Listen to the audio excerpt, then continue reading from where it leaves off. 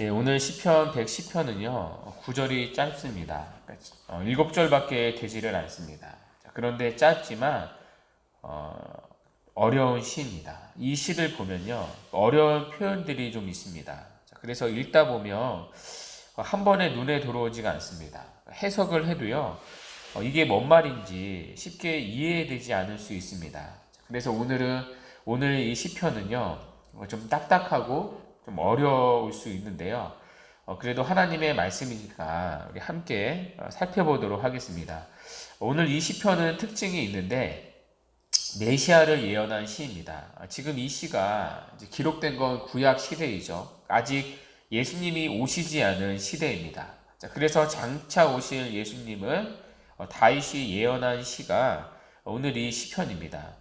시편에 보면요, 메시아를 예언하는 시가 7편이 있습니다. 그 중에 마지막 시가 오늘 이 시편 110편입니다. 특별히 오늘 이 시는요, 메시아 시편 중에서도 메시아의 통치와 심판에 대해 가장 분명하게 예언한 시입니다. 그래서 오늘 시편은요, 예수님과 사도들이 자주 신약에서 인용했던 시입니다. 자, 먼저 이 시의 구조가 있는데요, 이제 세 부분으로 나눌 수 있습니다. 첫 번째 1절부터 3절은 메시아를 왕으로 묘사합니다. 자, 두 번째 부분이 4절인데요. 자, 4절에서는 오실 메시아를 제사장으로 묘사합니다. 자, 마지막 세 번째 부분이 5절부터 7절까지인데요. 5절부터 7절은 메시아를 종말의 날에 심판하실 심판주로 묘사합니다. 자, 그러니까 구조가 이해가 되시죠? 오실 메시아를 예언을 하는데 세 가지로 예언하고 있는 거죠. 왕, 제사장, 심판주로 묘사하고 있습니다. 그러니까 장차 오실 예수님, 장차 오실 메시아는 누구신가? 장차 오실 그분은 만왕의 왕이시며 우리의 죄를 단번에 사하실 제사장이시며 온 세상을 심판하실 심판주라는 것입니다. 자, 이것이 이 시가 예언하는 장차 오실 메시아에 대한 모습입니다. 자, 이런 구조를 이해하고 이 시를 살펴보도록 할 텐데요. 자, 먼저 1절부터 3절까지를 보시면, 자, 1절부터 3절에서 다윗은 오실 메시아를 왕으로 예언합니다. 자, 그래서 1절부터 3절을 보면요, 메시아를 통치하시는 왕으로, 다스리시는 왕으로 묘사하는 표현들이 있습니다. 자, 1절을 한번 보시겠어요? 여호와께서 내 주에게 말씀하시기를 내가 내 원수들로 내 발판이 되게 하기까지 너는 내 오른쪽에 앉아 있으라 하셨도다. 자, 이 구절은요, 예수님이 신약에서 직접 인용한 구절입니다. 마태복음 22장 또 마가복음 12장에 보면 예수님이 바리새인들과 성전에서 논쟁을 하십니다. 자, 그때 주님은 이 구절을 가지고 1절을 가지고 다윗이 여기서 예언한 그리스도가 자신이라고 말씀을 하셨습니다. 자, 특별히 1절에 보면 여호와가 나오고요, 내 주라는 호칭이 나옵니다. 그러니까 여호와와 내 주가 구분되고 있습니다. 자, 여호와는 성부 하나님을 말하고요, 내 주는 성자 하나님, 오실 예수님을 말합니다. 자, 그런데 성부 하나님께서 예수님에게 말씀을 하시는데, 자, 뭐라고 말씀하시느냐? 자, 여기서 주목해야 할 표현이 하나 있는데요. 내 오른쪽에 앉아 있으라는 말씀입니다. 자, 오른쪽은 다스리는 자리입니다. 그러니까 장차 오실 예수님은 다스리시는, 그러니까 통치하시는 왕이라는 뜻입니다. 자, 그런데 이 통치권이 누구로부터 주어지느냐? 2절에 보시면 여호와께서 주의 권능의 규를 내 보내시니라고 말합니다. 자, 여기 규는 이제 통치의 상징인데요. 그러니까 여호와께서, 그러니까 성부 하나님께서 권능의 규, 통치권을 예수님에게 주셨다는 뜻입니다. 그러니까 여호와께서 온 세상을 다스릴 수 있는 통치권을 오실 예수님께 부여했다는 것입니다. 자, 그런데 이 메시아의 통치권이 실행되는 장소가 어디이죠? 2절에 보시면 시온에서부터라고 말합니다. 즉 예루살렘부터라는 뜻이겠죠. 그러니까 예루살렘부터 온 세상에 이르기까지 예수님께서 장차 오실 메시아가 다스리신다는 것입니다. 자, 그러니까 1절에 내 오른쪽에 앉아 있으리라, 또 2절에서 권능의 규, 또 또 2절에 이제 하반절에 나오는 다스리소서, 그러니까 이런 표현들이 다 왕으로 오실 메시아를 예언하고 있는 표현들이다. 그러니까 이렇게 캐치를 하시면 되겠습니다. 자, 그래서 3절을 한번 보시겠어요? 주의 권능의 날에 주의 백성이 거룩한 옷을 입고 즐거이 헌신하니 새벽 이슬 같은 주의 청년들이 주께 나오는도다. 자, 여기 권능의 날은요, 주님이 통치하시는 날입니다. 그러니까 주님이 통치하시는 날에 오실 메시아가 오셔서 다스리시는 날에 어떤 일이 일어나는가? 새벽 이슬 같은 주의 청년들이 주께 나온다고 말합니다. 자, 여기 새벽 이슬 같은 청년들은요, 그러니까 청년들만 주님께 나온다는 말이 아닙니다. 자, 여기 청년들은 앞에 주의 백성을 가리키는 단어입니다. 그러니까 주의 백성들을 청년이라는 단어로 상징적으로 표현한 것입니다. 자, 그러면 왜 주의 백성들을 청년으로 표현했을까요? 여러분, 청년이라는 단어를 들으면 싱싱함, 활력, 열정, 그런 이미지가 떠오르지 않습니까? 자, 그러니까 주님의 백성들이 주님을 따르는데 어떻게 따르느냐?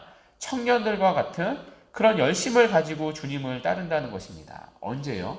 주님이 통치하시는 날이에요. 그러니까 예수님이 오셔서 다스리시는 날에 예수님께 속한 백성들이 청년들과 같은 열심을 가지고 즐거이 주님을 따른다는 것입니다. 자, 이처럼 1절에서 3절은요, 장차 오실 메시아를 왕으로 예언합니다. 자, 이어서 4절은요, 장차 오실 메시아를 제사장으로 예언합니다. 여호와는 맹세하고 변하지 아니하시리라. 이르시되 너는 멜기세덱의 서열을 따라 영원한 제사장이라 하셨도다. 자, 여기 보면요, 장차 오실 메시아를 영원한 제사장으로 다윗은 예언하고 있습니다. 자, 그런데 어떤 제사장이죠? 멜기세덱의 서열을 따르는 제사장이라고 말합니다. 자, 원래 구약의 제사장은요, 레위 지파에서 나왔었죠. 특별히 레위 지파 중에서 아론과 아론의 후손들이 제사장을 맡았습니다. 자, 그런데 예수님은 그 아론의 계열이 아니라 멜기세덱의 계열을 따른 제사장이라고 말합니다. 자, 멜기세덱은 창세기 14장에 나왔습니다. 아브라함이 전쟁에서 이기고 나서 돌아오는 길에 멜기세덱을 만나죠. 자, 그때 멜기세덱이 아브라함을 축복합니다. 자, 그리고 아브라함은 그 멜기세덱에게 전쟁에서 거둔 10분의 1을 바칩니다. 자, 그런데 그 장면에서 창세기 저자는 멜기세덱을 살렘의 왕이고 지극히 높은 제사장이라고 소개합니다. 자, 그리고 신약 히브리서 7장 3절에서는 이 멜기세덱을 가리켜 아버지도 없고 족보도 없고 시작도 없고 생명의 끝도 없는 영원한 제사장이라고 말합니다. 자, 그러면 이 영원한 제사장 멜기세덱은 누구를 예표하죠? 영원한 제사장으로 오실 예수님을 예표합니다. 자, 오늘 다윗이 이걸 예언하고 있는 거죠. 장차 오실 예수님은 멜기세덱의 서열을 따라 오실 영원한 제사장이라는 것입니다. 자, 실제로 예수님은 영원한 제사장으로 오셨습니다. 자, 그분은 십자가에서 자신의 생명을 내어 주심으로 우리의 죄를 영 단번에 해결해 주신 영원한 제사장이셨습니다. 자, 뿐만 아니라 부활하신 지금도 하늘 보좌 우편에서 당신의 택한 백성들을 위해 중보하고 계심으로 영원한 제사장 직분을 지금도 수행하고 계십니다. 자, 이처럼 다윗은 장차 오실 메시아를 제사장으로 소개하고 있습니다. 자, 마지막 7절에서 5절에서 7절인데요. 자, 이 부분은 장차 오실 메시아를 심판주로 묘사합니다. 자, 그래서 5절에서 7절에 보면요, 또 심판하시는 메시아에 대한 표현들이 나오는데요. 자, 그 예로 5절에 보면 그의 노하시는 날이라는 표현이 나옵니다.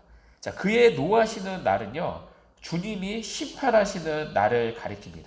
그러니까 주님의 재림을 통해 있게 될 최종적인 심판의 날을 말합니다. 자, 그러면 그 심판의 날에 예수님은 어떤 일을 하시는가? 자, 그때에는요, 세상의 왕들을 쳐서 깨뜨리신다고 말합니다. 자, 이어서 6절에 보면 문 나라, 그러니까 모든 나라를 심판하실 것이라고 말하고요.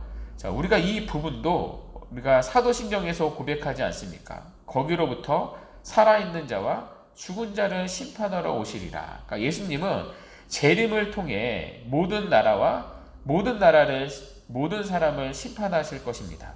자, 이어서 7절에 보면 자, 길가에 시냇물을 마신다고 하는데요. 여러분 목마를 때 시냇물을 마시면 힘이 나죠. 그러니까 이처럼 주님은 지치지 않으시고 반드시 승리하신다는 것입니다. 자, 그래서 마침내 그의 머리를 드시리로다. 그러니까 머리를 드신다는 표현은요. 성경에서 명예와 영광을 뜻합니다. 그러니까 메시아이신 그리스도는 모든 왕들과 나라들을 심판하시고 마침내 영광을 받으신다는 뜻입니다. 자, 이렇게 이 시는요.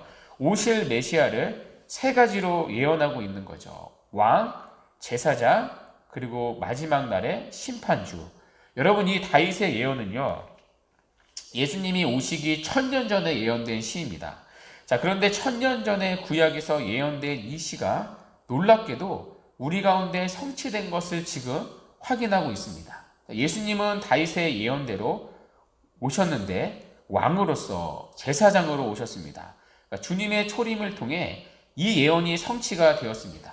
지금도 예수님은 여전히 하늘 보좌 우편에서 왕으로 다스리고 계시며 영원한 제사장으로서 중보하고 계심으로 이 예언을 성취하고 계십니다. 자, 그리고 마지막 재림 때에는 오늘 다윗이 예언한 마지막 예언, 심판주로서의 예언이 반드시 성취될 것입니다. 자, 그러므로 오늘 시편이 우리에게 말하는 영적인 교훈이 무엇인가? 다윗이 예언했던 그분이 바로 그리스도이시고 오늘 다윗의 예언이 예수님을 통해 성취되었던 것처럼 마지막 재림에 이루어질 심판의 약속 역시 반드시 성취될 것을 알려주는 것입니다. 왕으로서 제사장으로서 오실 메시아의 약속이 성취되었던 것처럼 마지막 예언, 심판주로서 오실 예수님에 대한 약속도 반드시 역사 가운데 성취된다는 것입니다. 자, 그러므로 오늘 하루도 이 고백으로 살라는 것입니다. 거기로부터 살아있는 자와 죽은 자를 심판하러 오시리라. 심판하러 오실 주님을 바라보며 오늘 하루를 믿음으로 살아가는 것입니다. 자, 그 믿음으로 오늘 하루도 장차 오실 주님을 소망하며 또 인내하며 구별된 삶을 살아가는 하루가 되기를 간절히 바랍니다.